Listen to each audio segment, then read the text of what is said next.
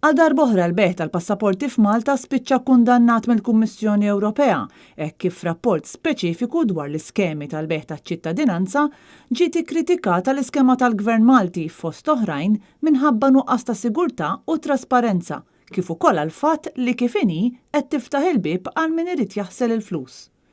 Fl-Unjoni Ewropea huma biss Malta, Ċipru u l-Bulgarija li għandhom skema ta' beħ taċ-ċittadinanza li fihom ma hemmx bżonn li min jixtri l-passaport ikollu relazzjoni ġenwina mal-pajjiż. Għall-Unjoni Ewropea din l-iskema hija tħassib serju minħabba l-fatt li min jixtri l-passaport Malti effettivament ikun qed jixtri l-passaport Ewropew u konsegwentement ikun sar ċittadin sħiħ tal-Unjoni Ewropea. Il-kap tal-Partit Nazzjonalista Idrin Delija kemm il-darba tkellem kontra l-beħ taċ-ċittadinanza Maltija u sostna li gvern ġdid nazzjonalista iġib investiment li jrendi fit-tul, mhux bil-beħ tal-passaporti. Fil-fatt Idrin Delija kien qal dan anke lill-Kummissarju Ewropew Vera Jourova waqt laqgħa f'Malta f'Ġunju li għadda.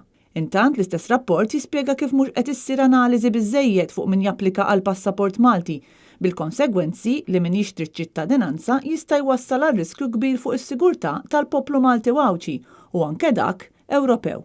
Ir-rapport jispjega kif hemm bżonn li jidħlu fis-seħħ metodi b'saħħithom ta' due diligence li jassiguraw li fil-proċess ma jkunx qed jinkissru r-regoli ta' kontra l-ħasil tal-flus, kif ukoll dawk tal-evażjoni tat-taxxa.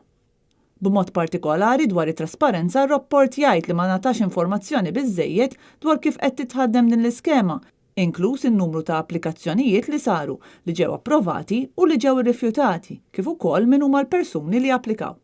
Aktar minn hekk sostna r-rapport tal-Kummissjoni Ewropea li stati membri ma jaqsmux informazzjoni bejniethom dwar l-applikanti ta' dawn l-iskemi u ma jinformawx lil xulxin dwar min ikunu rrifjutaw.